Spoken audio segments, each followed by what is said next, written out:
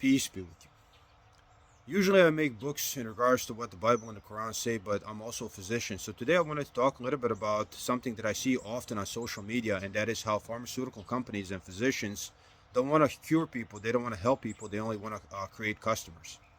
And this is actually partially right, but also very, very wrong. So first I want to talk about how wrong it is, and then I'm going to tell you why it is also right. When people talk about how doctors don't want to cure people, how they only want to sell them pills, that completely neglects the fact that people themselves are harming themselves, and then they don't want to stop harming themselves. If you keep hitting your hand with a hammer, how am I supposed to fix that? The first time you hit it, I can put a cast on it. Maybe we can even do a surgery. But if you go home and do it again, how am I supposed to fix that as a physician?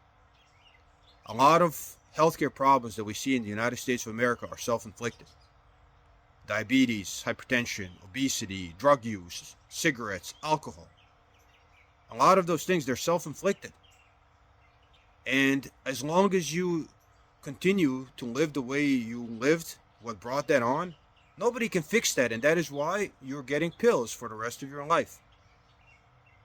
Because you didn't listen.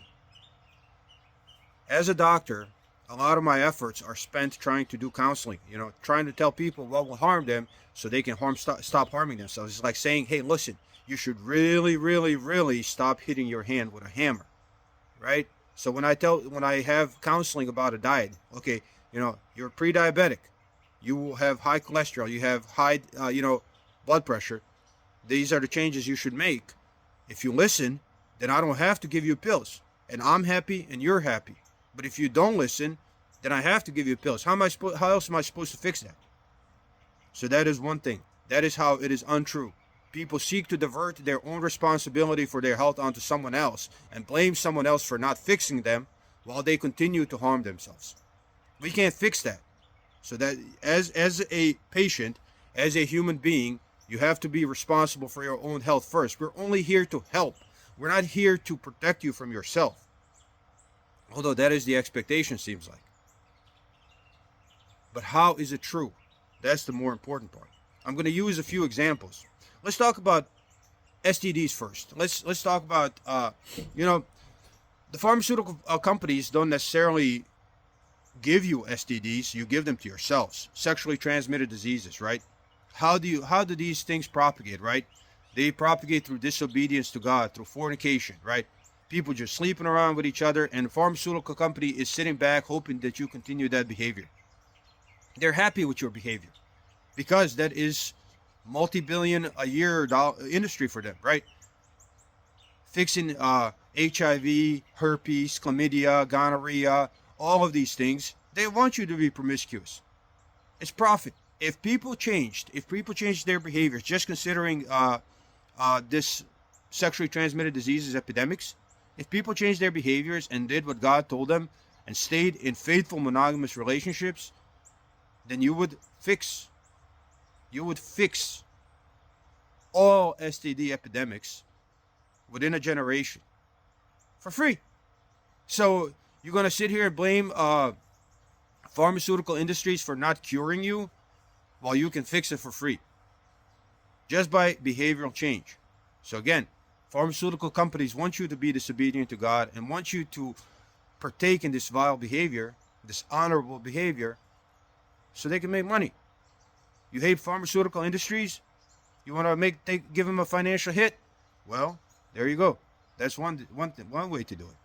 Let's talk about alcohol, right? Again, the most widely spread drug in the United States of America. Most harmful, right? If you look at statistics, alcohol is extremely harmful. The pharmaceutical companies, they want you to drink. Healthcare industry wants you to drink. Heck, even law enforcement and lawyers want you to drink. That's how they make money off of it. Lawyers make money off of it.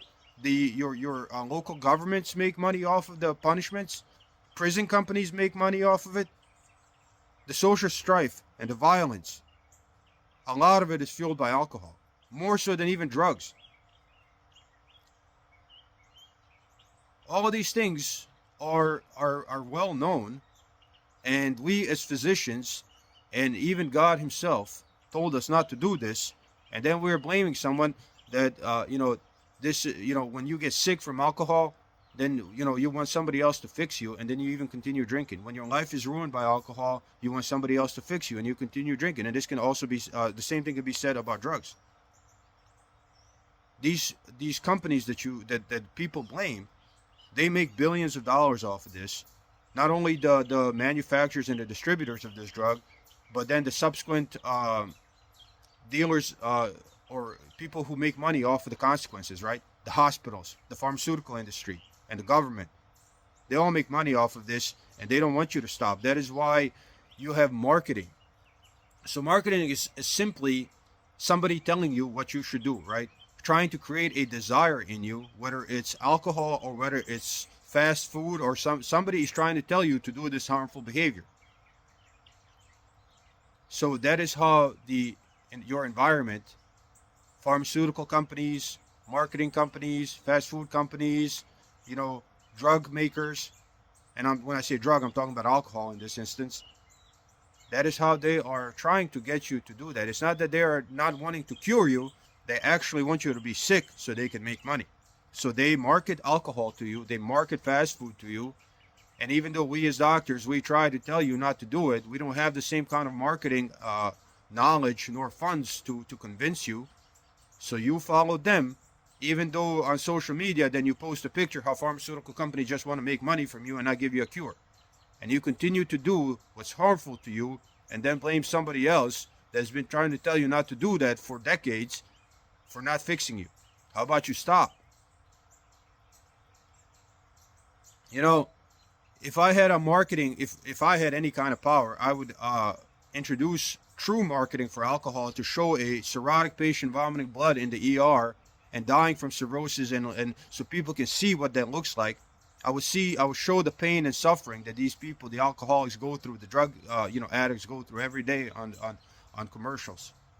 Tell the people the truth.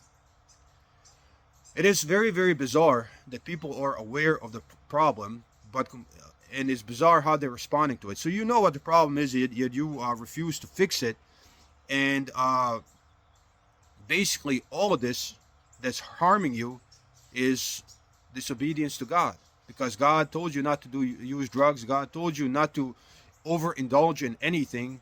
God told you how to behave. And all of these things that God told you, and then even doctors are telling you, you refuse to do. When you refuse to do it, guess what happens? Disease. And when you continue to do this, eventually you will come to a point in your life when you need the pharmaceutical industry, and now you are their slave. You hold your hands out begging for them to give you their product, because that is the only thing extending your life, because you made a life of poor choices. Now, of course, this is only talking about self-inflicted diseases that I have listed earlier. Of course, there are diseases that humans experience that are not self-inflicted. Infections, and with the exception of STDs, that's kind of self-inflicted. But even cancers are to a certain degree self-inflicted. Quit smoking. You have people who are smokers, and you beg them to quit smoking, and then they develop COPD, and then the doctor doesn't want to fix my COPD. It's not that I don't want to, I can't. We could have done it had you listened earlier. It is our behavior that harms us frequently, and this is where religion and medicine intersect for me. I give advice to people on what's best for them, and God gives us the best advice. And if we just simply change our behavior to do what God commanded us to do, then we are not going to be dependent on these people as much as we are now. And we are going to be much more free to a certain degree. But you have to take advice. Advice is best medicine. Advice is going to save you from being dependent on pill in many, many instances. But you have to follow. So whether we're talking about religion or health, you have to follow the advice, and that's the problem. And you have to recognize who the good side are, who the good guys are, and whose advice you should follow. Peace be with you.